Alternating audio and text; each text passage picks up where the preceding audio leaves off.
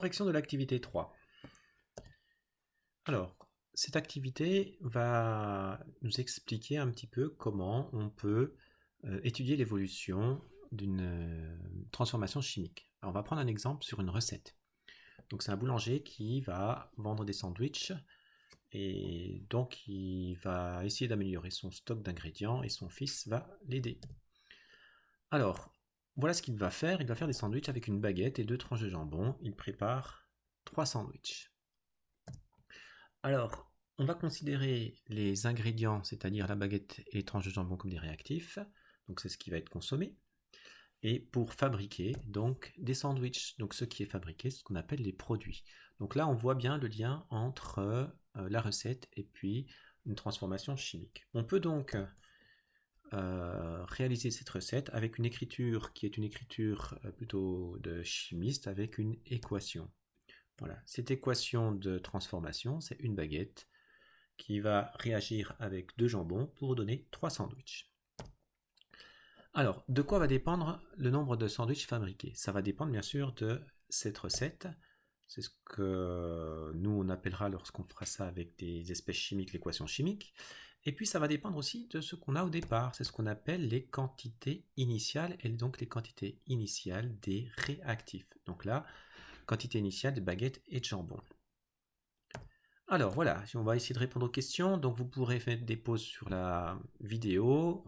Si par exemple vous êtes trompé sur une question, vous corrigez la première, vous essayez de faire la suivante sans par exemple regarder la suite de la vidéo et ensuite vous déroulez la vidéo. Alors, l'état initial. Qu'est-ce que c'est que l'état initial? Donc le boulanger, il possède 40 baguettes et 70 tranches de jambon. Alors l'état initial, c'est ce qu'il va avoir avant de commencer sa matinée, avant de commencer la fabrication. Donc ici, cet état initial, on a 40 baguettes. Donc on va l'indiquer sur notre première ligne. Donc au-dessus, juste en dessous de baguettes, donc on va avoir au départ 40 baguettes. Combien on va avoir de tranches de jambon? 70, c'est ce qui est indiqué au-dessus. Et qu'est-ce qu'on aura fabriqué avant de commencer la fabrication? 0 sandwich, bien sûr. Ensuite, à 10h. Donc à 10h, il aura déjà préparé 3 sandwichs. Ça veut dire qu'il a préparé 3 sandwichs, qu'il a fait qu'une seule fois la recette de préparation. Donc le nombre de fois qu'on va faire la recette, c'est ce qu'on va appeler l'avancement. Cet avancement, on va lui donner un symbole, ça sera le symbole X. Donc ici, si on a fait une fois la recette, l'avancement sera égal à 1. Donc c'est ce qui correspond au tableau sur la deuxième ligne à 10h. Donc on doit compléter cette deuxième ligne en indiquant, alors c'est là que ça va être important, la quantité de baguettes et de jambon qu'il reste en stock. Donc si on a fait une fois la recette, ça veut dire qu'on a consommé combien de baguettes? Une. Donc on va avoir combien, il va nous rester combien de baguettes? 40 moins 1, ça fait 39. Et on consomme combien de tranches de jambon lorsqu'on a fait une fois la recette? C'est 2 tranches de jambon. Donc ce qui va nous donner 70 moins 2 égale 68. Donc il va rester 39 baguettes et 68 jambons. Et combien de sandwichs on aura fabriqué en ayant fait une fois la recette? C'est 3. Maintenant à 10h30, qu'est-ce qui va se passer? À 10h30, on va réaliser 2 fois la recette. D'accord? Donc on dit avancement est égal à 2, ça veut dire qu'on va réaliser 2 fois la recette. Donc ici, avancement, x égale 2. Donc en réalisant 2 fois la recette, combien de baguettes on va consommer? On va en consommer bien sûr 2. Donc ce qui va nous donner, il va nous rester 38 baguettes. Pardon. Et si on a réalisé 2 fois la recette, on va consommer combien de jambon? Si on consomme 2 tranches par fois qu'on fait la recette, donc on va en consommer 4. Donc il va nous rester 66 tranches de jambon. Et on aura formé donc 6 sandwichs. La question 4. Voilà. Donc cette fois-ci, on va essayer de généraliser un petit peu ce qu'on vient de faire. On a fait ça on a fait une fois la recette, 2 fois la recette. On pourrait faire 3 fois, 4 fois, 5 fois, etc. Donc là, on va considérer qu'on a fait X fois la recette. En ayant fait X fois la recette, combien va-t-il nous rester de baguettes? Alors, si j'ai fait une fois, on a fait 40 moins 1. 2 fois la recette, on a fait 40 moins 2. D'accord? 3 fois la recette, on va faire 40 moins 3, x fois la recette, on va faire 40 moins x. Donc il va nous rester 40 moins x baguettes si j'ai fait x fois la recette.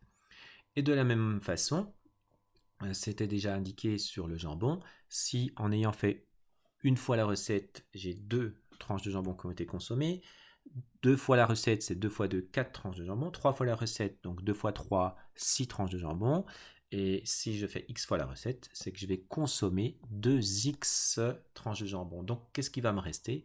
70 que j'avais au départ, moins 2x.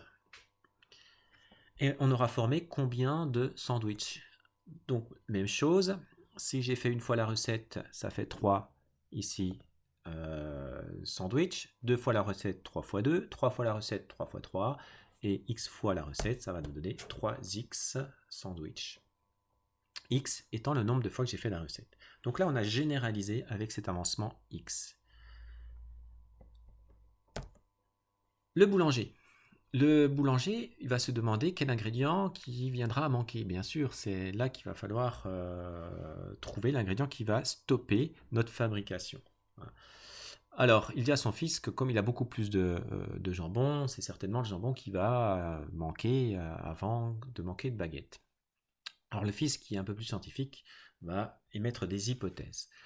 Donc, 2 hypothèses, c'est soit on va manquer des baguettes, soit on va manquer de jambon, de tranches de jambon. Donc on va essayer de déterminer le nombre de fois qu'on peut faire la recette avec les 40 baguettes et le nombre de fois qu'on peut faire la recette avec les 70 tranches de jambon. C'est ce qu'on appelle déterminer l'avancement maximal, c'est-à-dire le nombre de fois maximal que je peux faire la recette. Alors, on va faire la première chose, c'est-à-dire au niveau des baguettes. Au niveau des baguettes, donc, pour déterminer le nombre de fois maximal que je vais faire la recette, eh ben, je vais appeler xmax. Voilà, ça sera notre avancement maximal. Qu'est-ce qui nous reste quand j'ai fait x fois la recette? Il nous reste 40 moins x. Donc, si j'ai fait xmax, enfin, xmax c'est le nombre de fois maximum, la recette, il va me rester 40 moins xmax de baguettes. Et on veut déterminer le nombre de fois que je vais faire un maximum, c'est-à-dire qu'à la fin, il me restera plus de baguettes. D'accord? Ça veut dire que 40 moins x max sera égal à 0.